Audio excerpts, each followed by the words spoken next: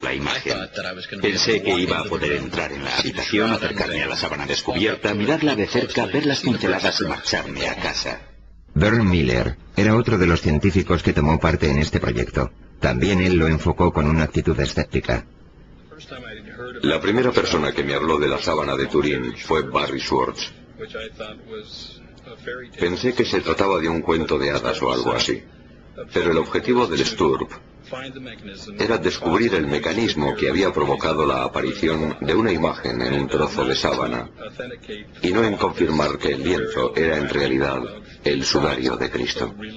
Así que, relevados de esa responsabilidad, podíamos verla de un modo más objetivo. Por aquel entonces yo no sabía lo que era esa sábana, jamás había oído hablar de ella. El miembro del STURP, Don Lane, decidió abandonar por un tiempo su trabajo diario como director del JPL, el programa de imágenes digitales de la NASA. En aquel momento estábamos trabajando en el programa Vikingo, que consistía en un aterrizaje suave en Marte. Básicamente tuvimos un día para montar el equipo, para desembalarlo, armarlo y calibrarlo. Se suponía que en torno a la medianoche de aquel día nos entregarían la sábana, y serían las 11 o incluso un poco antes, algo muy raro, cuando bajaron el lienzo por el pasillo hasta la sala donde nos encontrábamos.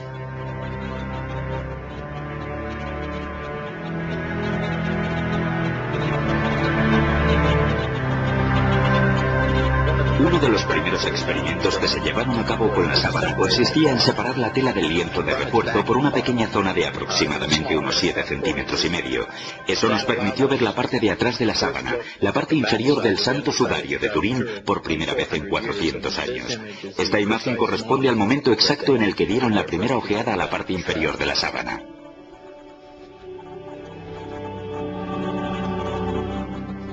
Entonces el profesor Ricci, del equipo italiano, insertó una cámara endoscópica entre las dos telas.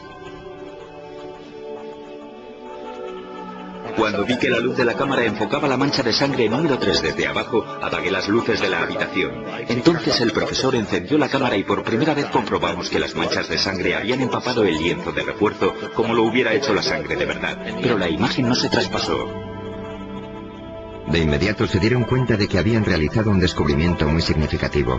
Al contemplar de frente el sudario, tanto la imagen como la sangre se mostraban con gran nitidez. Cuando la luz se colocaba detrás de la sábana, la sangre seguía siendo visible, sin embargo, la imagen no. Eso era algo que no sabíamos hasta aquel momento y significaba que la imagen no podía estar pintada, pues si no, en el lienzo habría una cierta densidad de pintura que quedaría reflejada en una fotografía de luz transmitida.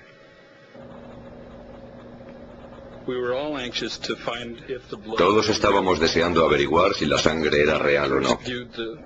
Cuando examiné por primera vez el lienzo, durante todas esas pruebas, no creí que la sangre fuera real.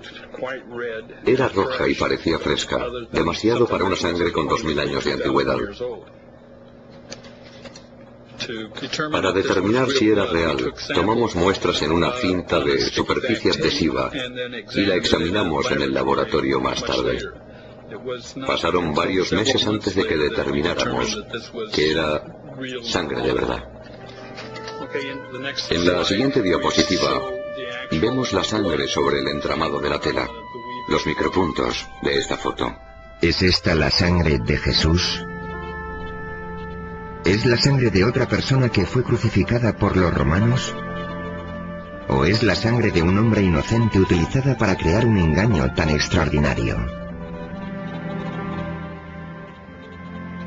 Una de las teorías de la formación de la imagen en la sábana afirmaba que podía ser una quemadura, porque su color es muy similar al que aparece con el uso en una funda de una tabla de planchar. A una luz normal, la quemadura y la imagen parecen idénticas. Las quemaduras emiten destellos fluorescentes cuando se las expone a la luz ultravioleta, así que utilizamos esta, pero no se veía la imagen del cuerpo. Obtuvimos imágenes maravillosas de las quemaduras que había en el sudario, pero ni rastro de la imagen del cuerpo, lo que demostraba que no podía ser una quemadura. Y en lo referente a qué pudo haber causado la aparición de la imagen, los científicos fueron descartando una posibilidad tras otra. Los análisis microscópicos de los hilos determinaron que el cambio de color de los mismos se debía a un cambio químico, a una oxidación deshidratada, pero no sabemos qué es lo que lo origina. Las manchas de la sábana son prácticamente imperceptibles y muy complejas. Observándolas veremos que mientras una fibra ha perdido su color, la que está junto a ella lo conserva. No obstante, cada fibra mide una décima parte del diámetro del cabello humano. Y en algunos lugares, la imagen penetra tan solo 5 centésimas de milímetro. No hay un método conocido para reproducir tales marcas en una tela. En los últimos años se han descubierto imágenes muy tenues de flores en la propia sábana. De este área de investigación se han ocupado con gran entusiasmo el doctor Alan Wanger, de la Universidad de Duke, y su esposa Mary. Wanger desarrolló la hipótesis de que ciertas imágenes del cuerpo plasmadas en el lienzo eran impresiones de flores. Esta idea se le ocurrió a partir del trabajo del físico alemán Oswald Seuermann. Él reparó en ese detalle, pero al principio yo no me di cuenta de qué me hablaba. Sin embargo, un poco más tarde me fijé en la imagen de una flor que se parecía mucho a un crisantemo.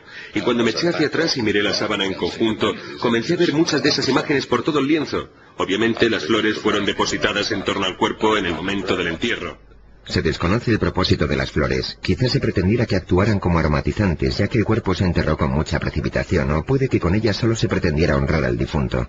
Y tras estudiar con mucha minuciosidad la sábana, creemos haber identificado en ella 28 de estas flores. Wanger estudió los detalles del lienzo y los comparó con fotografías de plantas vivas que se asemejaban a las de la sábana. Además, conseguimos determinar la época de floración de esas variedades concretas y todas florecen en marzo o en abril. Es decir, en la época en que tenía lugar la Pascua judía, época de la crucifixión. Mar Muerto, Israel. La mayor parte de las plantas que identificaron los Wanger parecían ser originarias del área de Jerusalén. El matrimonio hizo partícipe de sus descubrimientos al botánico más importante de Israel, Avinoam Danin. Utilicé detalles de la morfología de las plantas y tuve el placer de confirmar sus observaciones. Entonces estuve estudiando la sábana cada vez con más atención y localicé y señalé aquí unos 12 o 13 objetos botánicos. Una de las plantas, el Zygophyllum dumosum, fue la prueba clave para el botánico Danin. No solo vio su imagen en la sábana, sino que encontró detalles aún más precisos que los Wanger. ¿Descansó esta planta en un tiempo sobre la Santa Síndone de Turín? Aquí vemos la imagen de una Zygophyllum dumosum. La hoja de invierno es así. Y este es el pétalo. La Zygophyllum dumosum crece tan solo en un lugar del mundo, en un pequeño reducto cerca de Jerusalén. Las 4 hojas que encontré están tan claras que puedo afirmar que el tallo de Zygophyllum dumosum fue depositado sobre la sábana en primavera. Además, podría decirles que es imposible que el lienzo se hiciera en otro lugar del mundo. Tuvo que ser aquí.